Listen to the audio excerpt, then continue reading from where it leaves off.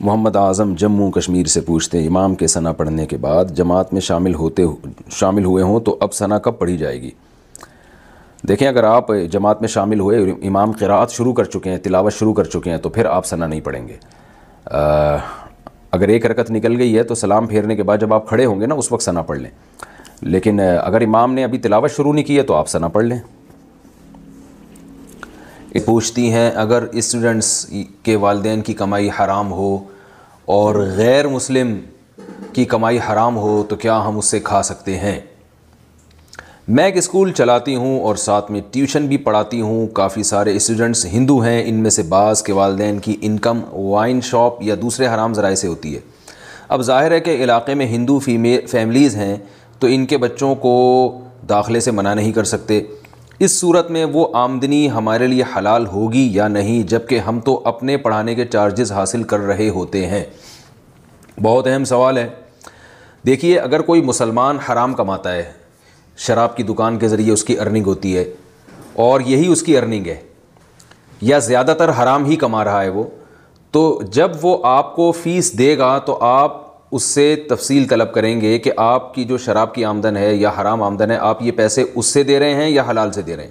جب تک یہ وضاحت نہ کرے آپ کے لیے اس سے فیس کی مد میں پیسے لینا بھی جائز نہیں ہے۔ یہ جو آپ نے کہا ہم تو پڑھانے کے چارجز لے رہے ہیں، ہم تو حلال کام کر رہے ہیں، آپ کام تو حلال کر رہے ہیں، لیکن وہ جو آپ کو فیس دے رہا ہے وہ حرام پیسوں سے دے رہا ہے۔ تو خود سے کسی کے بارے میں تجسس نہ کریں کہ کوئی آپ کو فیس دے رہا ہے تو خود سے پوچھیں حلال سے دے رہا ہے کہ حرام سے دے رہا ہے، حلال کماتے ہو کہ حرام کماتے ہو۔ ہمیں شریعت نے تجسس کی اجازت نہیں دی ہے، لیکن پہلے سے اگر کسی مسلمان کے بارے میں آپ کو علم ہے کہ یہ زیادہ تر حرام کماتا ہے یا مکمل حرام کماتا ہے تو پھر آپ اس سے یہ کہیں گے کہ مجھے حلال سے فیس دیا کرو۔ اگر وہ کہتا ہے کہ حلال سے دے رہا ہوں اور آپ کا خیال ہے کہ سچ بول رہا ہے تو آپ اس کو حلال ہی سمجھیں گے، اور اگر وہ ایسی وضاحت نہیں کرتا تو آپ کے لیے اس سے فیس وصول کرنا جائز نہیں ہے۔ آپ اس کو مکلف بنائیں گے، بھائی مجھے حلال پیسوں سے فیس لا کے دو۔ یہ تو مسلمان کا حکم ہے۔ جو غیر مسلم بچوں کو آپ ٹیوشن پڑھا رہی ہیں، ان کے والدین کی آمدن شراب سے ہوتی ہے، تو چونکہ شراب غیر مسلموں کے ہاں حلال ہے، مسلمانوں کے ہاں تو حرام ہے، تو اس لیے فقہاء نے بیان کیا ہے کہ جو غیر مسلموں کے ہاں جو چیز حرام ہوگی حلال ہوگی اور اس کو حلال سمجھ کے کر رہے ہوں گے تو وہ ان کے لیے آخرت میں تو اس پہ سزا ملے گی ان کو، لیکن دنیا میں اس پہ حلال ہی کے حکام جاری ہوں گے۔ لہذا اگر وہ شراب کی آمدن غیر مسلم یعنی ہندو اگر شراب سے کماتا ہے اور وہ پھر آپ کو اس شراب کی آمدن سے آپ کو فیس دیتے ہیں یا کوئی ہدیہ دیتے ہیں یا دعوت کرتے ہیں، حلال چیز کی دعوت کرتے ہیں، تو وہ آپ کے لیے جائز ہے۔ یہ اس یعنی آمدن کے بارے میں جو غیر مسلموں کے ہاں حلال ہو۔ لیکن اگر کوئی ایسی آمدن ہے جس کو غیر مسلم خود بھی حرام سمجھتے ہیں، جیسے لوٹ کھسوٹ کا مال، وہ تو سب کے نزدیک حرام ہے، تو اس سے وہ اگر فیس دے گا تو وہ بھی حرام ہو جائے گی۔ تو خلاصہ کلام کا یہ نکلا کہ اگر کوئی حرام آمدن سے آپ کی فیس ادا کرتا ہے یا مکان کا کرایہ دیتا ہے